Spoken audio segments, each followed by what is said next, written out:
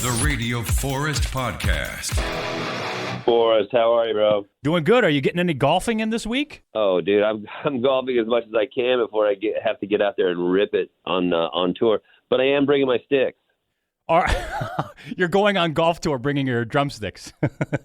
Well, yeah, the shows are going to get in the way, but I'll work around it.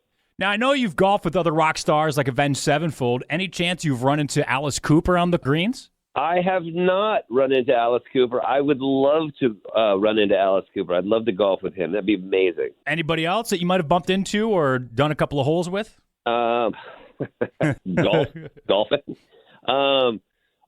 You know what? I actually got paired up one time with Martin Sheen, and another time I got hooked up with the guitar player Johnny Lang. And then the lead singer for the Melvins, Buzz, he plays at my home course all the time, or he used to before he split. But, yeah, I mean, there's a lot of musicians that golf. I've golfed with Matt, the drummer for Maroon 5. It's pretty cool. Golf is like the great equalizer. It's awesome. It seems like it's actually really popular in rock and roll. Would you say the same, or do you think you're the minority? I think it's very popular. It's one of those games that you could never master the game, and I think that it resonates with musicians because I think musicians are always in search of perfect song or the perfect, note. As golfers, we're in search of the perfect swing. So it's like I think there's a lot of similarities. Plus, it is the opposite of what we do. What we do, we live in a place of chaos as far as a job, right? It's loud, it's gnarly, and it's exciting, and it's a rush, and it's like full adrenaline, full nudity, and chaos. And then when you go out to a golf course, that's your yang to the yin. It's like you are walking on the grass, it's quiet, and it just enables me to recharge to go out and crush it the next night. Are there any connections between that and playing the drums? I mean, as hard as you hit it, because to hit a golf ball hard, it's not necessarily swinging as hard as you can. To get the biggest sound on the drums, are there any similarities between that? Like the harder you hit it, does it mean it sounds better? Is it the same with golf? It's funny that you say that, yeah, because it's about technique. And if you have bad technique and you swing as hard as you possibly can, the ball won't go far. If you swing properly and you have the right technique, the ball's going to sail. I mean, you need some power, but it's the same with the drumstick. If you just hit the drum as hard as possible, you will kill the tone of the drum. So there's a fine balance between power and finesse. And I actually don't think anybody embodied that as much as John Bonham. That's why all the drummers say that he was the best, because he knew how to get the most out of that one moment where the stick hits the drum head.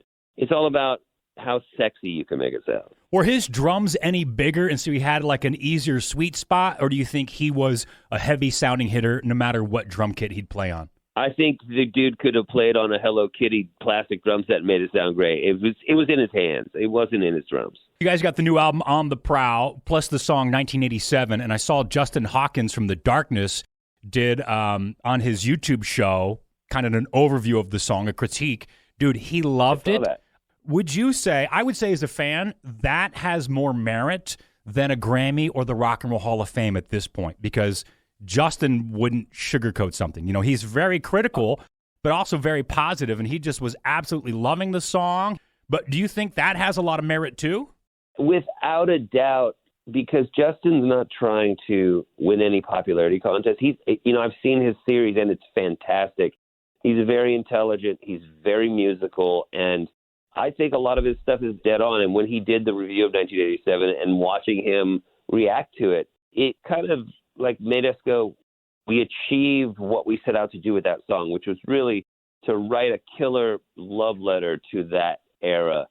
And obviously has come through to at least him in the way we had intended it. It's meant to be a little serious without being serious, because we really do love that time, and we really had so much fun that we wanted to bring it to the forefront and have people be able to share it who maybe weren't born at that time, or who were there and don't experience that vibe anymore. On the Prowl, you've got Dweezil Zappa.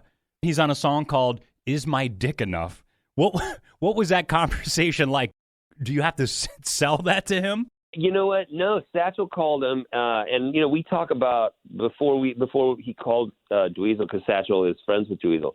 Before we talked about who we were going to call, we talked about what song we wanted to have guests on, And we felt like, is my dick enough, which is, I think, a universal thought that all men have at some point or another.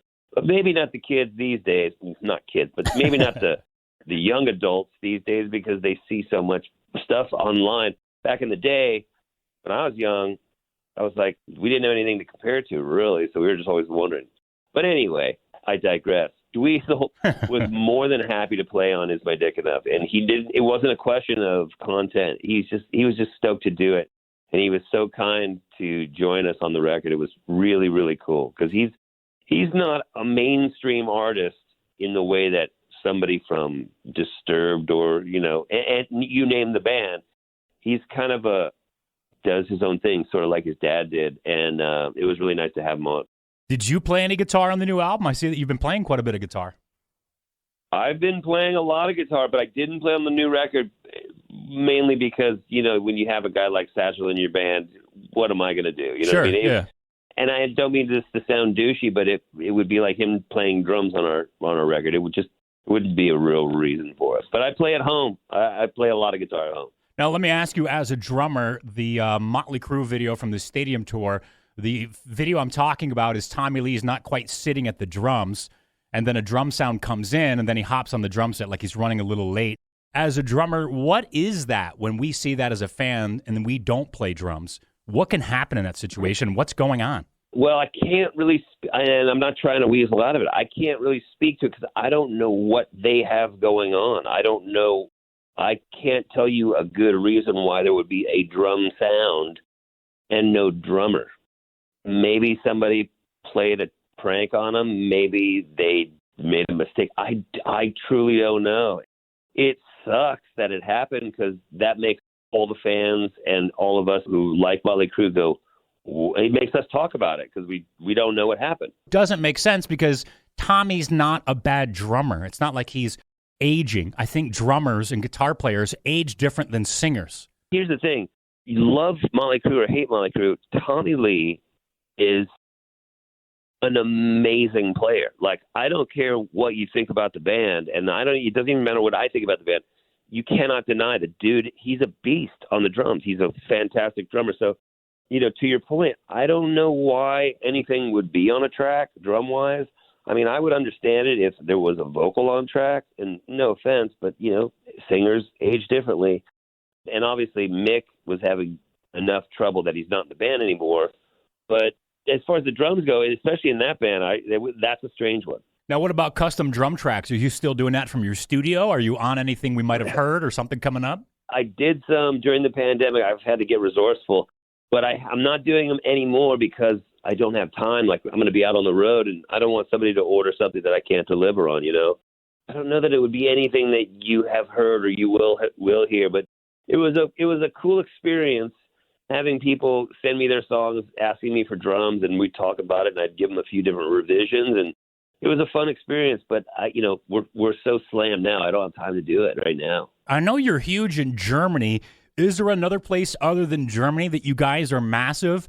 Because it seems like rock and roll has a different love, vibe, and attendance in Europe. I mean, they just go crazy, and you guys are right in that pocket. Yeah, I mean, we do really well in the UK. We do killer in Australia. We do well in a lot of places like Western and Eastern Europe. Canada, we're big.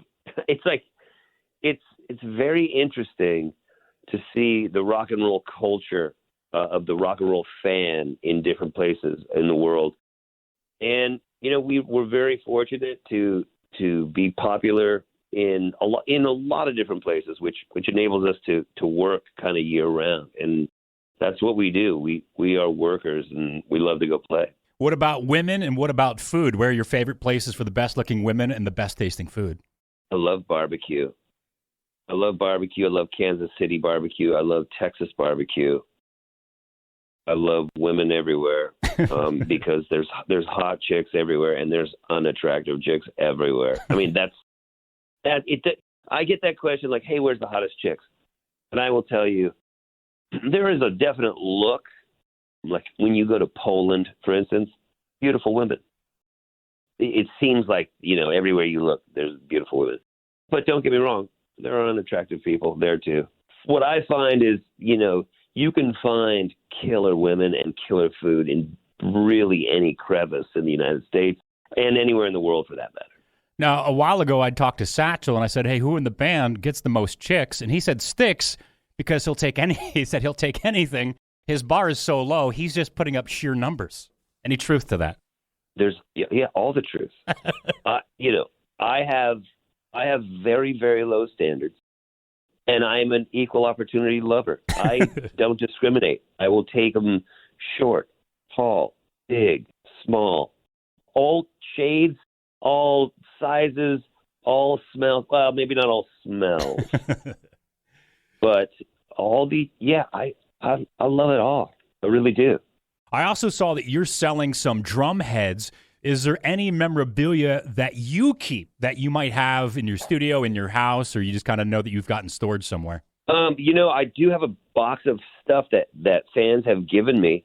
There are like everything from knitted voodoo dolls to actual like paintings, beautiful paintings.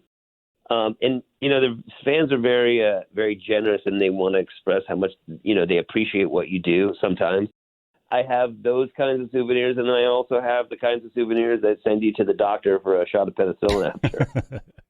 All right, last question. What's the best flavor of Monster? The best flavor of Monster is Ultra Sunrise. It's orange, and I have one every morning when I wake up, and that starts my day because I don't drink coffee. Never had a cup of coffee, by the way. Never in your life? Never in my life. Don't ask me why. It wasn't intentional. It just worked out this way. But I would say Ultra Sunrise, and it's killer. Stix Zadinia, Steel Panther, new album On the Prowl, new song, 1987, also comes with a guitar pedal. Stix, thanks, man. Good luck on the tour. We'll talk to you soon. Thanks for having me. Take care. We'll see you on the road.